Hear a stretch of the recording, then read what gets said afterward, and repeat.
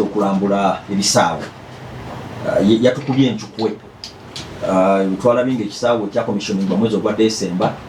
nekitwala ne sente nyingi bagambye tekituukiriza bisaanyizo bitegeka mpaka za AFCON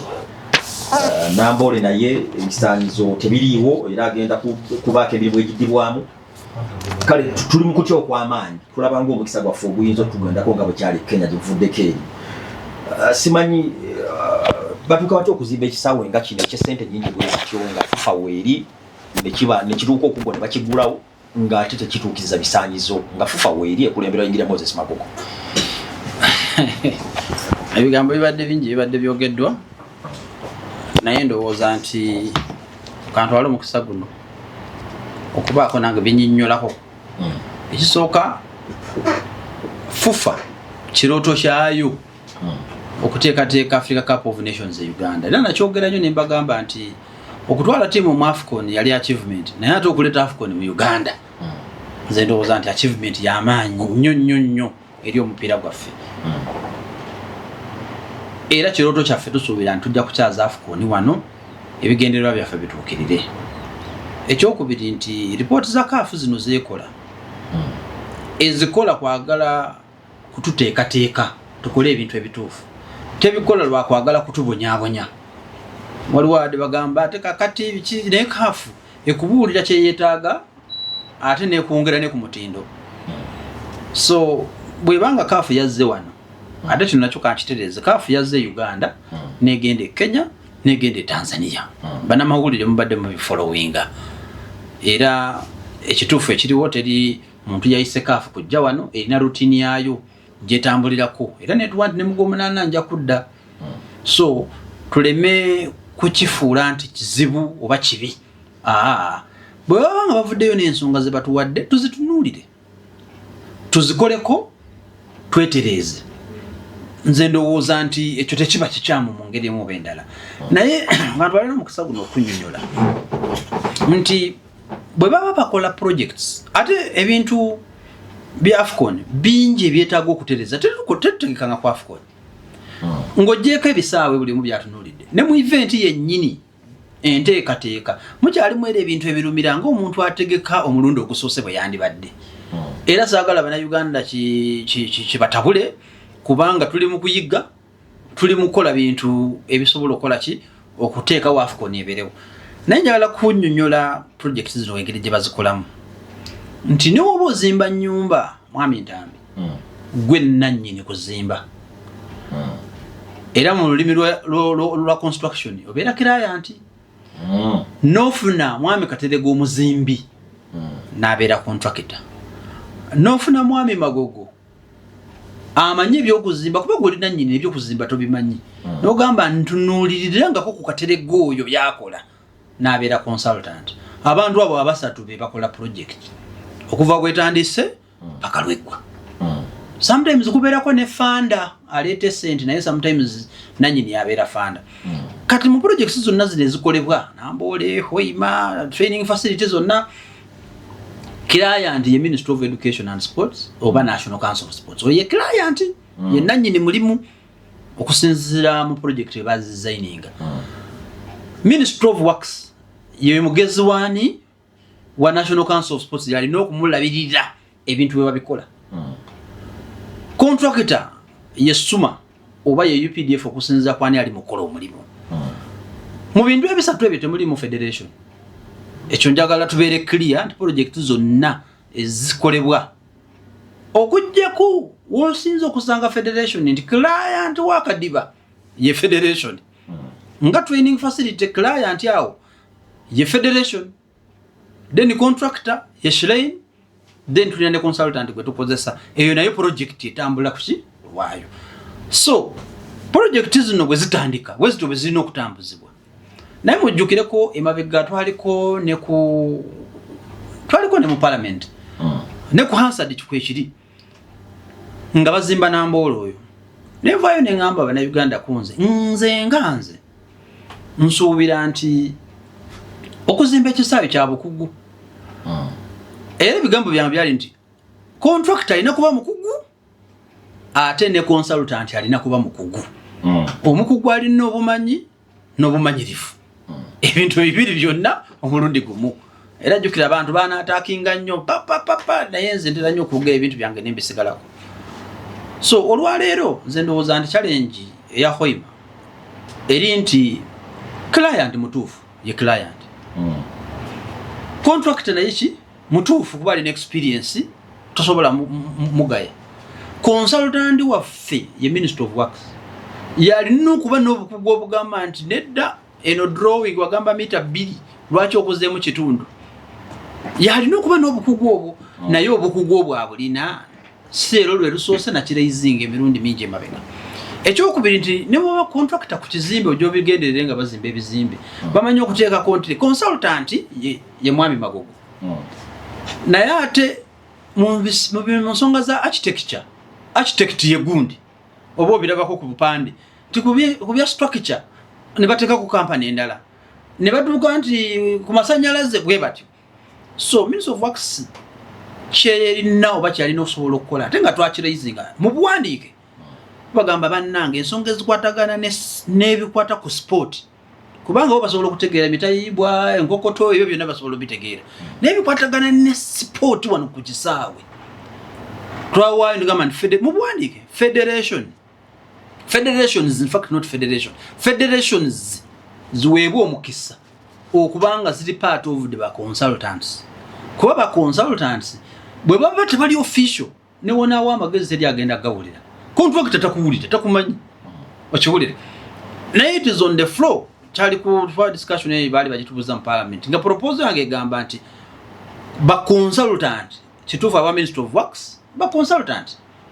ne bwe kituuka ku nsonga za sport bwerina okuyingirira mu construction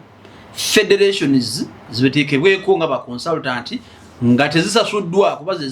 zezigenda benefitinga kuba bw'oleeta federation oba olese CAF katugambe nga mufufa oba olese FIFA. So some of challenges zino zetwogerako tezandibaddewo completely naye idea eyo teyali taken up. So nze ndowooza nti ate ereme kuba na issue saawa eno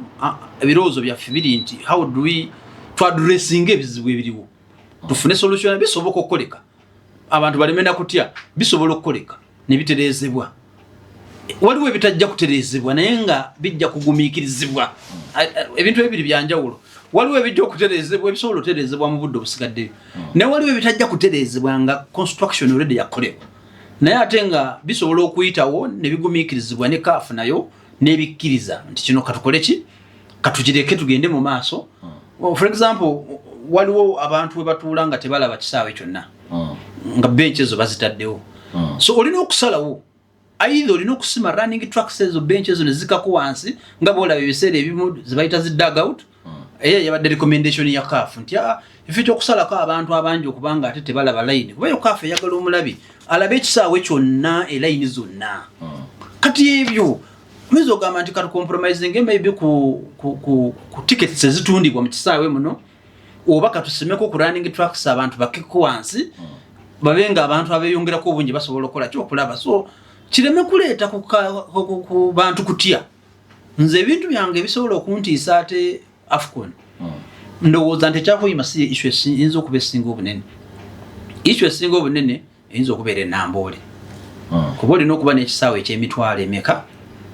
egisukka 4 olina okubaayo n'ekisaawe kuba Hoima taweza mitwalo 4 kati olina okubaayo n'ekisaawe yo requirement kuba baagala babala kati namboole okuweza emitwalo 4 olina okola reconstruction rebuilding nenotereze n'ebyo ebintu byonna omulimu gutandise naye obudde bunaamala. Point yange ey'okubiri contractor anaakola omulimu ogwo nga bw'alina ogukola nze ye wale yange naye ate ekyo si kyange kya government. So njala kumaliza ku nsonga eno nti tutegerekeke bulungi nti FUFA twagenda ne tuleeta AFCON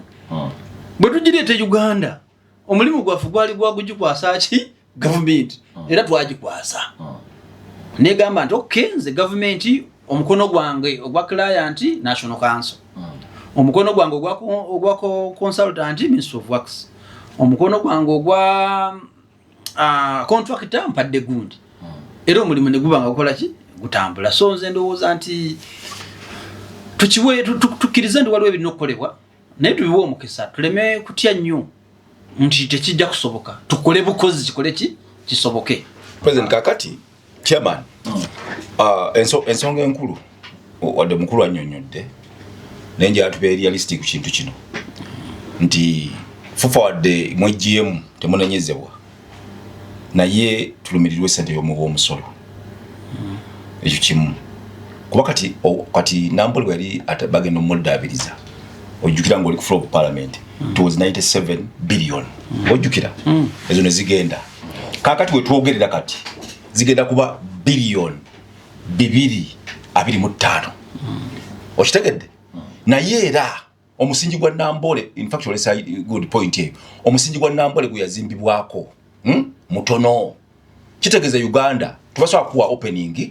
tebasobola kuwa na closing ceremony kubanga toyina kisaawe kirina capacity mitwalo 6 na kweyongerayo ne Nambole yennyini oba wamuddaabiriza bagenda musala busazi okitegedde kuba toyinza gamba nti maybe information opening ceremony closing inakuwa mu mitwalo 4 n'okwambuka n'okuwebala so eky'omukaaga si kituufu inakuba 4 so Nambole bamutereeza ne bakola balina okukola tusobola ofuna closing ekyokubiri nti kati Hoima kisaawe nayo kitute ssente mpitirivu naye bazimba mitwalo 2 era jjukira chairman ffe twakyogerako nga bakakitandika bwe twawulira nga bagamba emitwalo emeka mitwalo 2 kakati Ingidia jakubuuza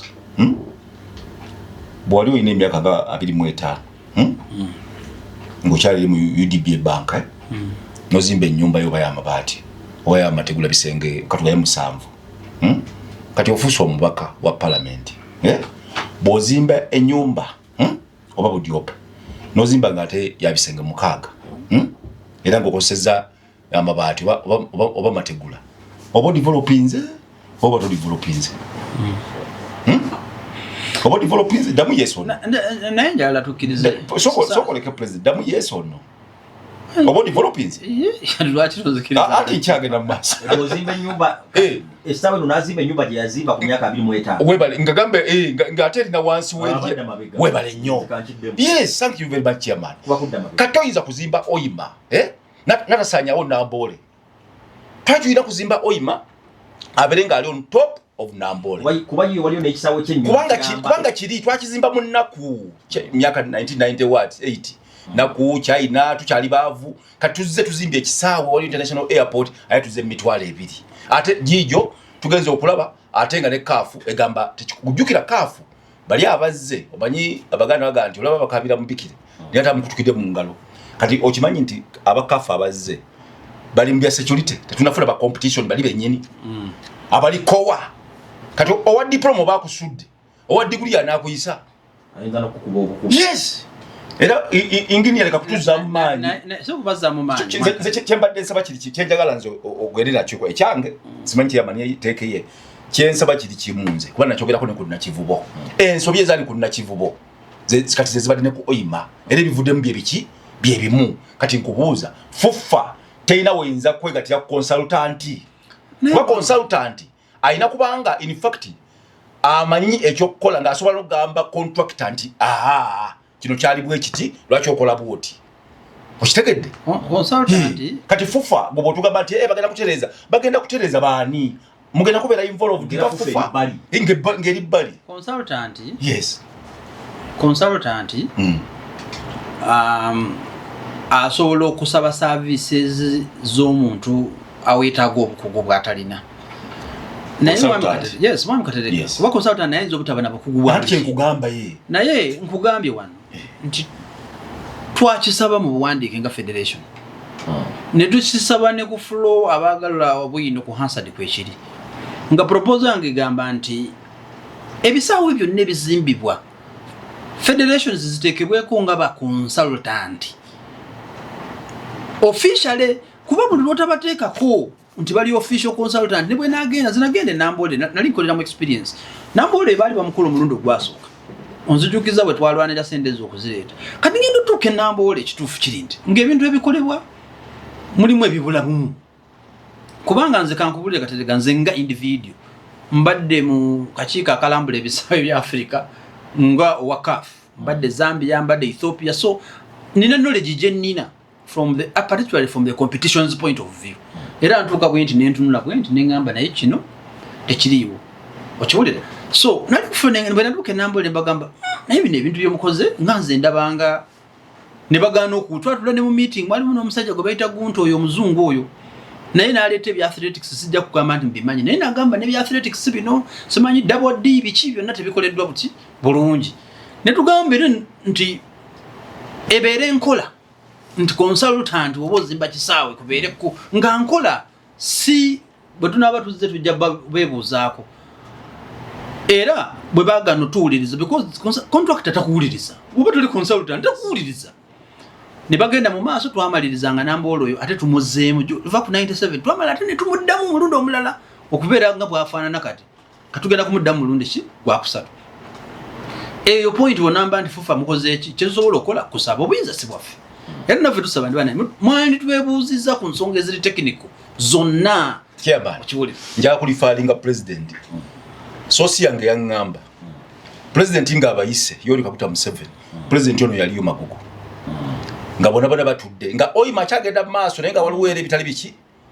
lwaki awo president wamubulya kituufu mu meeting eyo kubanga ebimu kubizibu ebireetedde kafa okugana ekisaawe mu meeting eyo byalimu why didn't you come kuteekako point meeting ez'abakulu meeting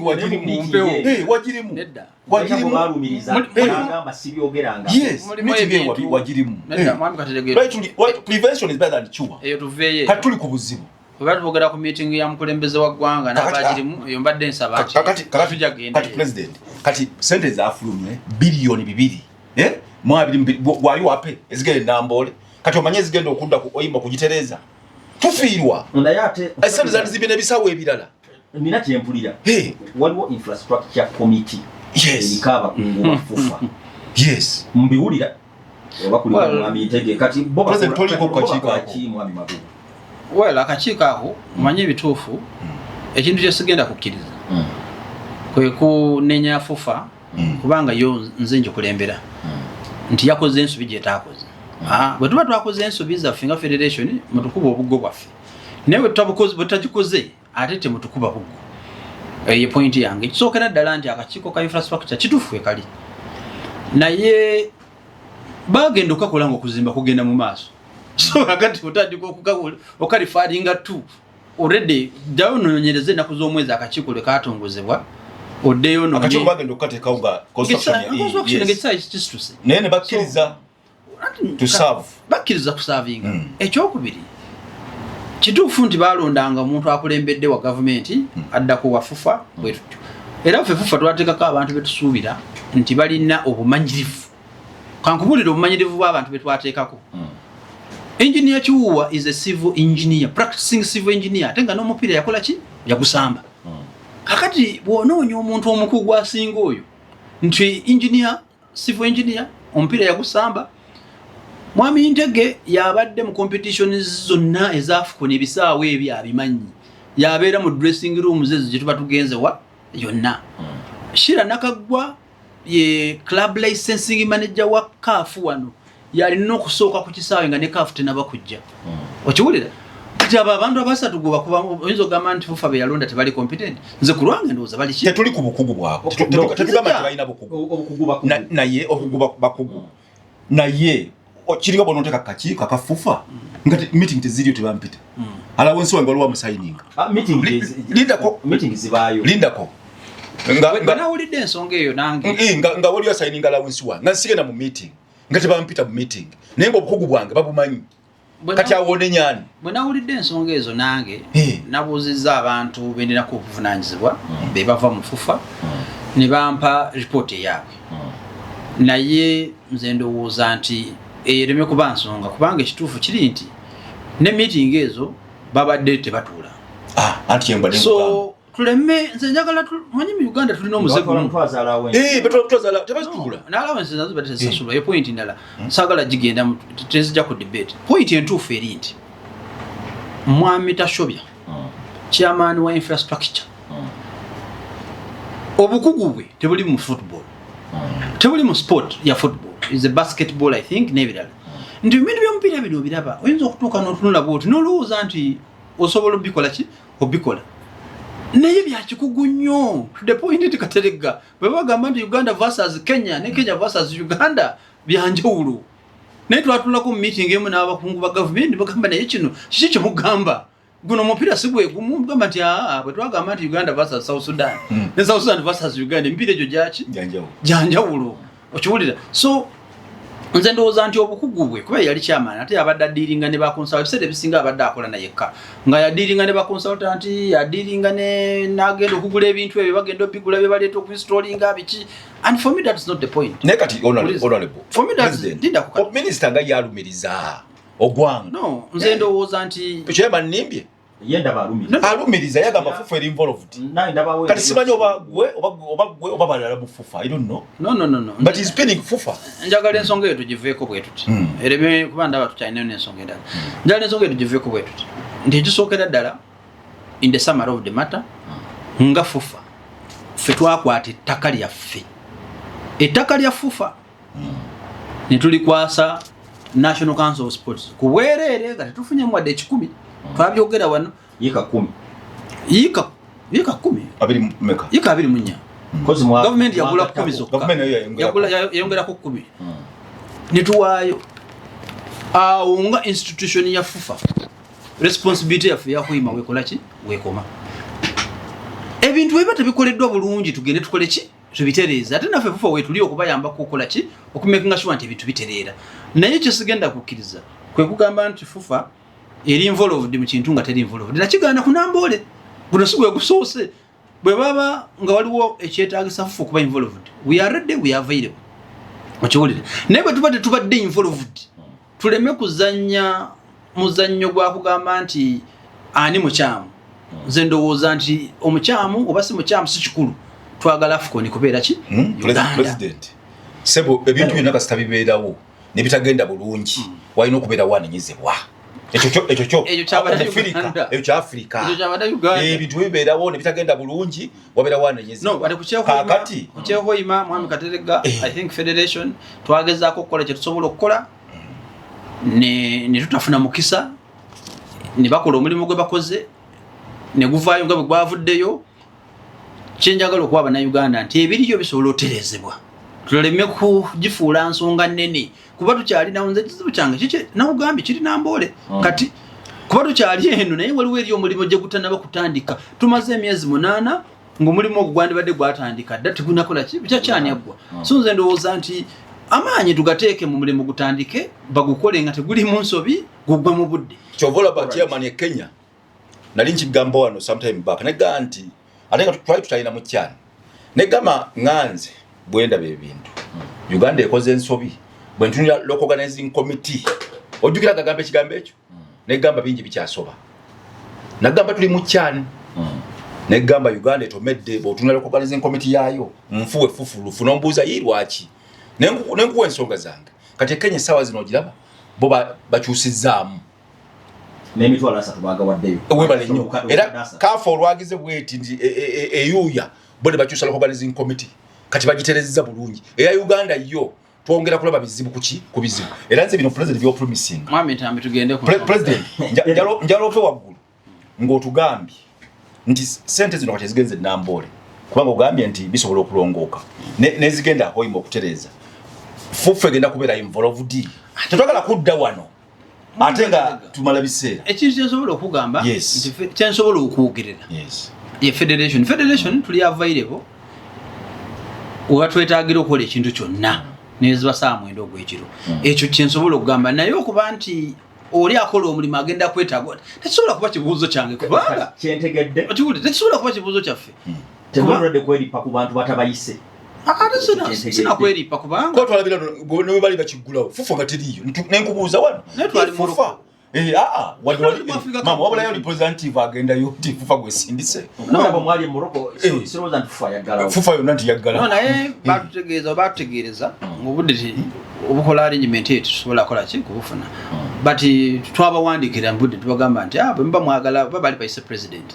na tugamba bwe mwagala bano tebali available naye wasobola okufunikawo ki abalala batali ffe so nze ate si issue fufa weeri teriiwo si issue nze njagala tubenga tusobola okuleeta Africa kyekirooto Africa Cup of Nations gireetawa Uganda ebyo ebirala byonna